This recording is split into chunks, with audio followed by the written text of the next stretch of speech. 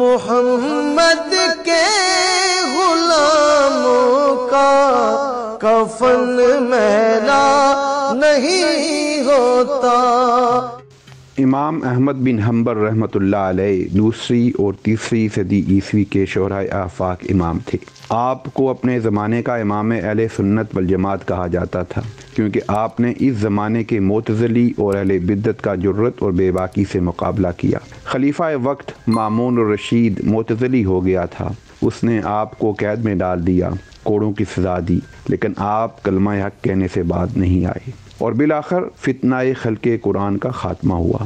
امام دار قطنی صحیح سند سے روایت کرتے ہیں کہ امام احمد کے بیٹے عبداللہ نے فرمایا کہ میرے والد اپنے زمانے کے اہل بدعت کو کہا کرتے تھے کہ ہمارے اور تمہارے درمیان جنازوں والے دن فرق واضح کر دیں گے، یعنی اس دن فرق واضح ہو جائے گا جب ہمارے جنازے اٹھیں گے۔ کتابوں میں آنے والی روایات کے مطابق امام احمد بن حنبل کے جنازے میں 25 لاکھ سے زائد لوگوں نے شرکت کی تھی، اور صرف اس دن جنازے کے مناظر دیکھ کر 20,000 سے زاہد مسیحیوں نے اسلام قبول کر لیا تھا۔ پاکستان میں بڑے بڑے لیڈر، علماء، سیاستدان، مشائخ اعظام، پیران کرام کا انتقال ہوا، لوگ شہید ہوئے، لیکن کرونا وبا کے باوجود جتنی بڑی تعداد میں لوگ مولانا خادم رضوی رحمۃ اللہ علیہ کے جنازے میں شریک ہوئے، اس کی مثال پاکستان کی تاریخ میں نہیں ملتی۔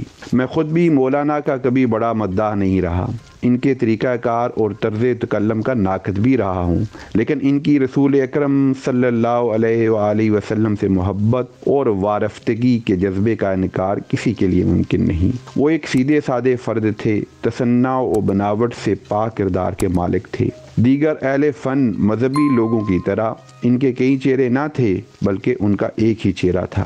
مصلحت اور حکمت کے عنوان کے تحت موقع و محل کے مطابق مختلف بیانیے اختیار کرنا ان کو نہیں آتا تھا۔ ان کا ایک ہی بیانیہ تھا، اور وہ تھا لبیک لبیک لبیک یا رسول اللہ۔ بریلوی مسلک کی اکثریت کو لبیک کے نعرے ترے جس طرح انہوں نے جمع کیا، وہ موجودہ دور میں کوئی اور نہ کر سکا۔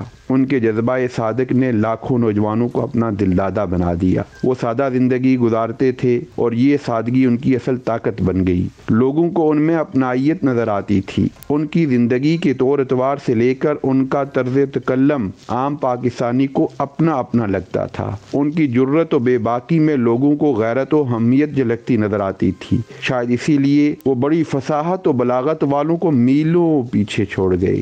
آپ ان کے طریقہ سے اختلاف کر سکتے ہیں اور کرتے رہیں، لیکن عام آدمی کو ان کے طریقہ سے زیادہ ان کے مقصد اور مشن سے غرض تھی۔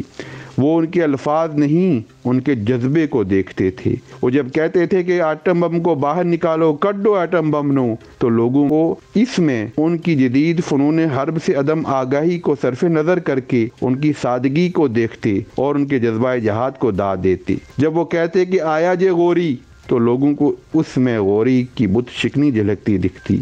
انہوں نے مخالفین کے بارے میں جو الفاظ استعمال کیے ان سے اتفاق نہیں کیا جا سکتا، لیکن ان کے ناموس رسالت اور ختم نبوت کی پہرہ داری کو بھی نظر انداز نہیں کیا جا سکتا۔ ان کی جماعت کے ناقد کہتے ہیں کہ عوام نے ان کی زندگی میں قدر نہیں کی، صرف جنازہ پڑھنے آ گئے، جبکہ میرا اس سے اتفاق نہیں ہے، کیونکہ 2018 کے انتخابات میں ان کی چند ماہ عمر رکھنے والی جماعت نے 22 لاکھ ووٹ لیے تھے، اور اتنے ووٹ 70 سالوں سے اور 40 سالوں سے مذہب کے نام پر سیاست کرنے والی جماعتوں کے کھاتے میں نہیں آئے۔ میڈیا پر ان کے جلسوں کی کوریج پر پابندی تھی۔ فیس بک اور سوشل میڈیا پر ان کا اس حد تک بلیک لسٹ تھا کہ ان کے انتقال پر اظہار افسوس کرنے پر میرے سمیت ہزارہ لوگوں کے اکاؤنٹس معطل کر دیے گئے، لیکن انہوں نے جب بھی ناموس رسالت کے نام پر آواز دی، ختم نبوت کے نام پر لوگوں کو پکارا، لوگ جوک در جوک شریک ہوئے۔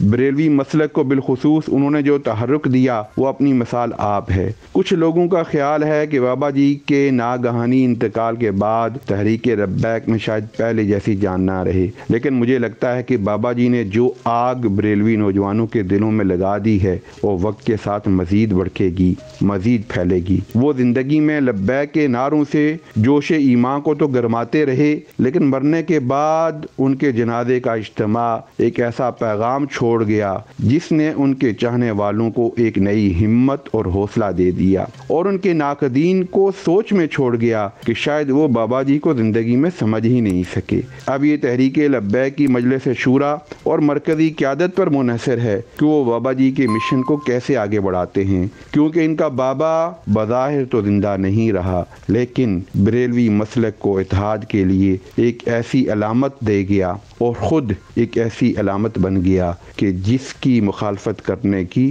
کوئی یا رسول اللہ کہنے والا ایک عرصے تک جرت نہیں کر سکے گا۔